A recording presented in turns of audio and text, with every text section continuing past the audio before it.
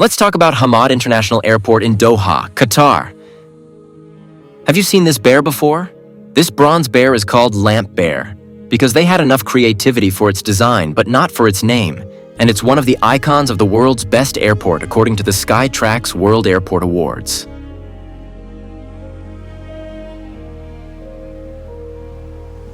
Most likely, you'll arrive here for a layover and never leave the boarding area. But if you arrive from the outside, this is the image that awaits you. Although the airport building looks tall and spacious, the dimensions of its front don't impress as a very large airport. It looks smaller than others I know. Probably because, as I mentioned, most people who come to this airport use it as a connection point. This is because it's a hub for the country's flag carrier, Qatar Airways. So many people never reach this part of the terminal. The airport looks elegant but a bit dark. That was the first thing that caught my attention.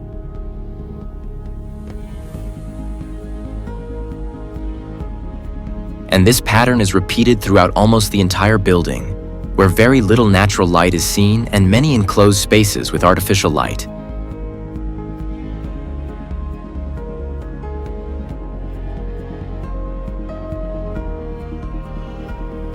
And you may not understand why until you leave the airport. I wanted to walk to the mosque in front and almost died of heat, and that moment made the rest of the structure make sense. The whole building seems to escape the sunlight because otherwise it would be an oven. Once inside, we see our old friend again. This 6-meter-tall giant teddy bear made of bronze and called Lamp Bear is the work of the renowned Swiss artist Urs Fischer. It is located in the main hall of the airport's departure area. And as a fun fact, this sculpture was first presented at the Rockefeller Center in New York. But then, in 2011, it was bought at auction by the Qatari royal family for $6.8 million. And then they decided to install it here. The first time I saw it, I found it funny, intriguing, and disturbing because of how the lamp merges with the bear's head. But after knowing its price, I see it with different eyes. $6.8 million for a teddy bear. The bear is located right after the security area and passport control. And if you're in transit, it's right in the middle of everything, so the fact that it's yellow and giant is a blessing, because it acts as a reference point.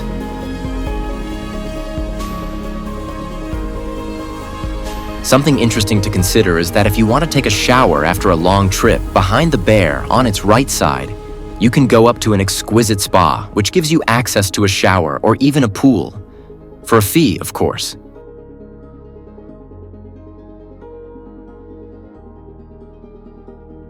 In front of the bear, you can also book a city tour of Doha. To be allowed to take it, you have to be making a layover at the airport of more than 8 hours. But if you want to see the city, it's a good way to quickly tour its most important points and realize that, really, you have to come back, because this city deserves at least a weekend.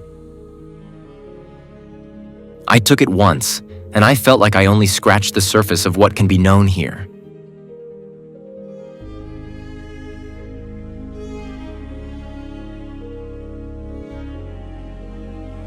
The area of our very expensive bear is also surrounded by technology stores, luxury stores, and the typical airport shops.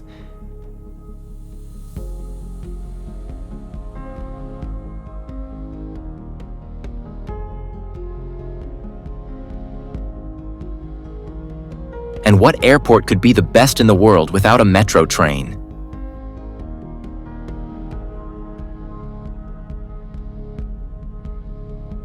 The funny thing is that unlike other airports like Heathrow or Barajas, this train doesn't connect different terminals, but different areas of the same terminal that you can calmly walk around.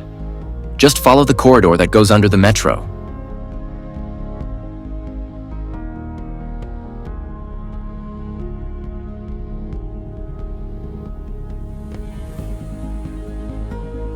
But when you have money, you can make life easier for people, especially when they don't have the time or the calm, and they have to run to catch a connecting flight.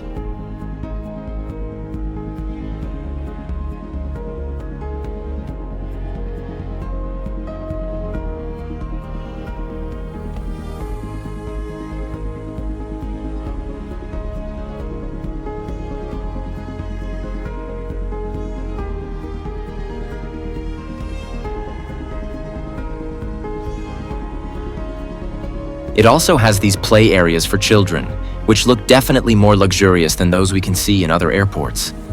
I would be afraid that my child would damage them.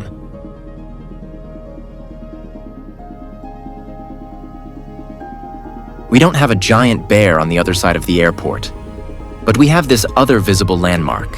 It's called Cosmos, and it's a work by the French artist Jean-Michel Othoniel.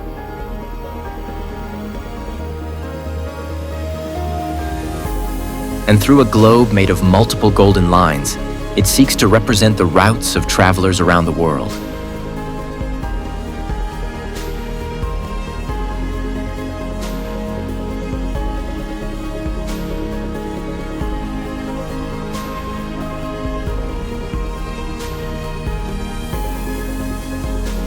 The amount of people going from one side to the other, speaking different languages and with different ways of dressing, shows you how an airport in this part of the world continues to fulfill the same function as the Silk Road, connecting the geographical and cultural extremes of the world.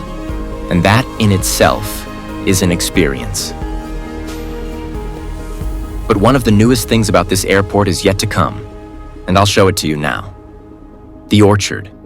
We have to go through this area of shops that don't look wide or bright. In fact, it reminds me of those typical airports that never appear in the rankings.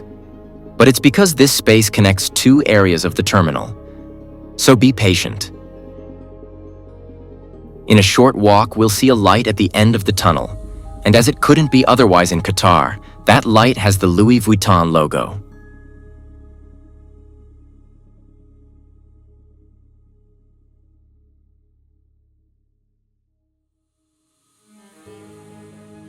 And after walking and persisting, the luxury stores open the way for us to the Orchard. The Orchard is a 10,000 square meter indoor tropical garden located inside the departure lounge and completely covered by this huge irregular glass roof that seems to wave over the space and project towards the earth.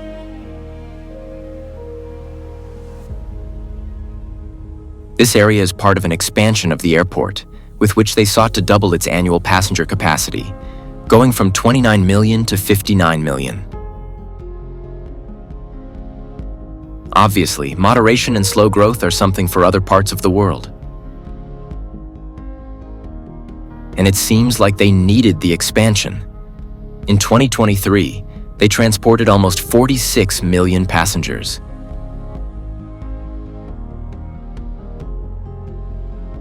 When I saw the Orchard for the first time, I couldn't stop thinking that it was a response to its most direct competitor on the podium of the best airport in the world, Changi Airport in Singapore. And it may be because I was coming from Singapore on that trip. But I have other reasons.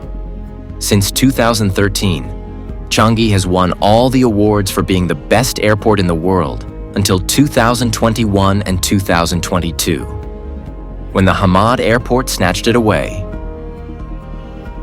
In 2023, Changi regained the podium, but this airport dethroned it again in 2024. So, the battle for quality and spectacle between these two terminals is declared. But if you've visited Singapore, you might also feel that the Orchard is the Qatari answer to the Jewel. The Jewel is the commercial area of Changi Airport, which is world famous for the largest indoor waterfall in the world. If you didn't know it, it is called Rain Vortex. And here are my personal impressions. First, the Jewel shopping mall is much larger than the Orchard. There's no comparison. It also has more things to do, and the experience it delivers is that of a typical mall, a huge mall. Only it's at the airport. On the other hand, the garden that surrounds the waterfall, called Shiseido Forest Valley, which is now sponsored by the Japanese brand Shiseido, is definitely more impressive than the Orchard. However, there are two very important considerations to make. First, the Jewel's commercial area is part of Singapore Airport, but it's outside the boarding area. That is, to catch your flight, you have to leave the mall and go to one of the airport terminals and then enter the boarding area. In other words, the commercial area and the gardens are part of the Changi complex but outside the terminals. Here, the Orchard Mall is inside the boarding area, which is quite logical given the number of passengers who come here only for connecting flights and will never enter Doha. That is, the Orchard is literally inside the airport. And although it's smaller than the Jewel, it's still a full-fledged shopping mall.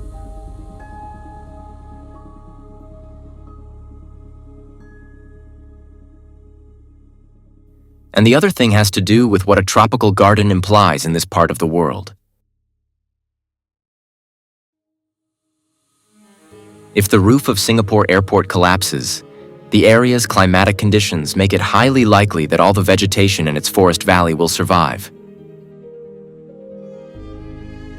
But here, maintaining a garden of this type is a real miracle.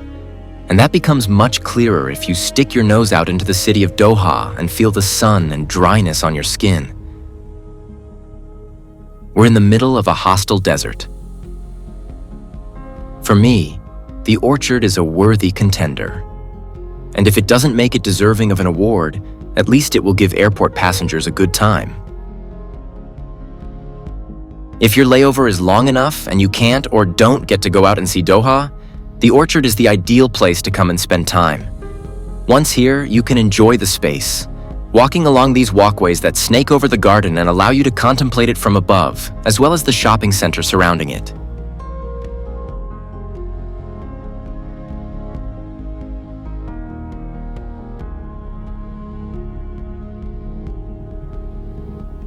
But you can also walk below, following the paths that wind through it, I suppose, to make it look even bigger.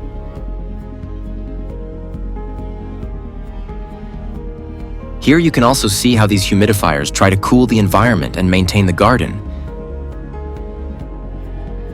but also how people simply wander around the place, rest, and others record and take photos, like me.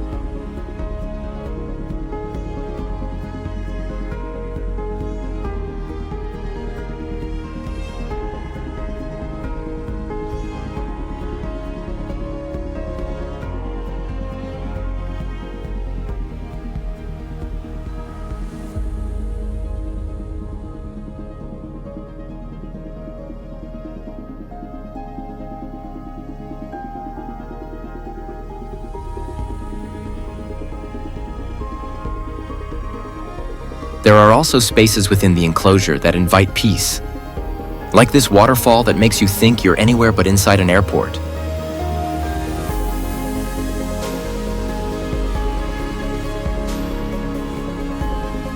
And finally, you can take advantage of napping in its rest areas.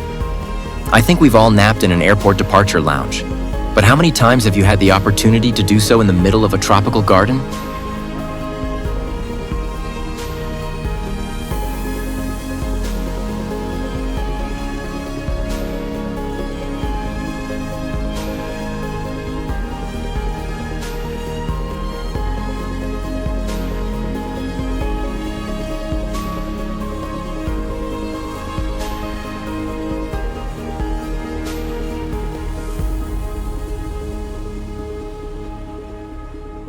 And if nothing else works for you, grab your credit card and browse the shops surrounding the garden. There's everything, and not everything is luxury.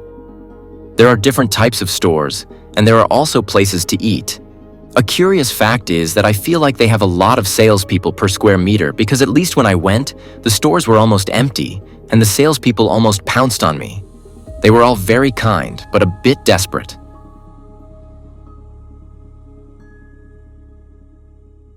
But as in any airport, no matter how beautiful it is, sooner or later, it's time to say goodbye and catch your flight.